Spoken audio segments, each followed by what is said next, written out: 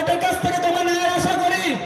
আমি স্যালুট জানাই বিচারপতি দেবাংশু বসাক স্যারের বেঞ্চকে যে আপনি দ্রুত এই চোরেদের জালিয়াতিটা বাংলার মানুষের কাছে খুলে দিয়েছেন।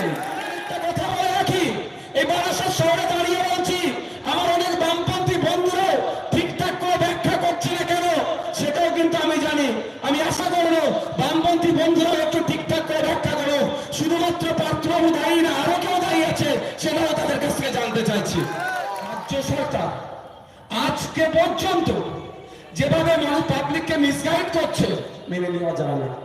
এই যে 26,000 ছেলে মেয়ের চাকরিটা বাতিল হলো, আপনাকে জানতে হবে।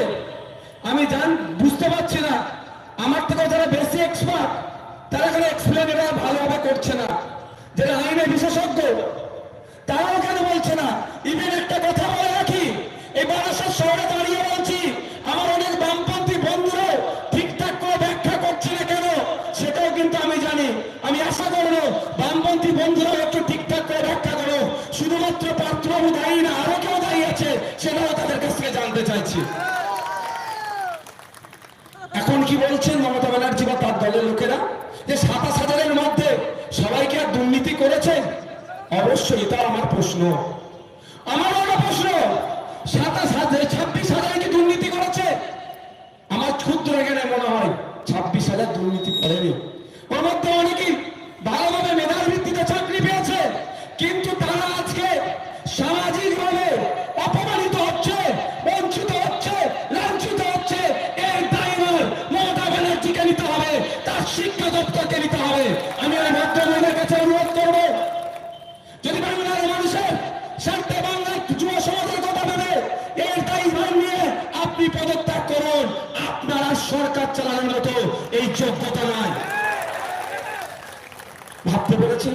আপনারা আমার বাড়ির সন্তানেরা মেধার ভিত্তিতে চাকরি যারা পেয়েছিল তাদেরকে আজকে অপমানিত হচ্ছে, কিন্তু এটা ভুলে যাব না।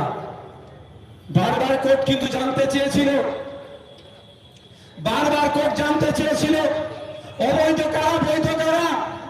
এই রাজ্য সরকার এসএসসি ডেটা ঠিকঠাক দেয়নি, ফলে কি হয়েছে, এখন সবার সমস্যা হয়ে গিয়েছে।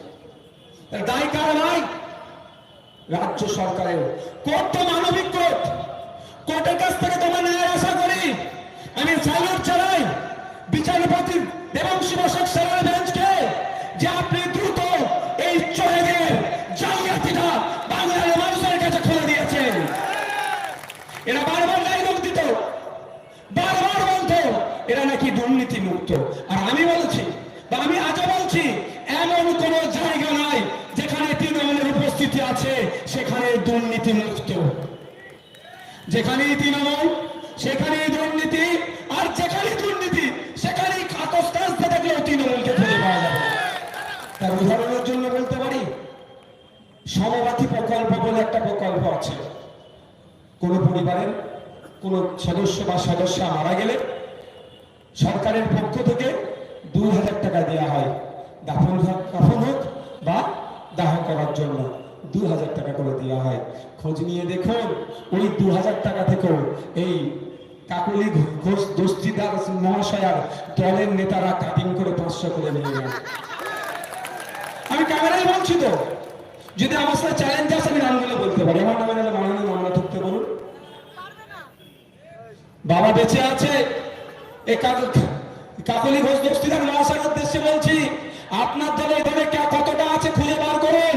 ওই 100 দিনের কাজের মতো লিস্ট বার হলে এ প্রায় 14 লাখ 15 লাখের নাম যেমন বাদ যাচ্ছে। বিধবা ভাতার লিস্ট যদি সঠিকভাবে তদন্ত করা হয়, বাবা বেঁচে আছে, এই কাকলি ঘোষ মহাশয়ের দলের অনেক নেতারা বাবাকে মৃত দেখিয়ে মায়ের নামে বিধবা ভাতা তুলে খাচ্ছে। এদের কাছ থেকে ভালো আশা করা যায়?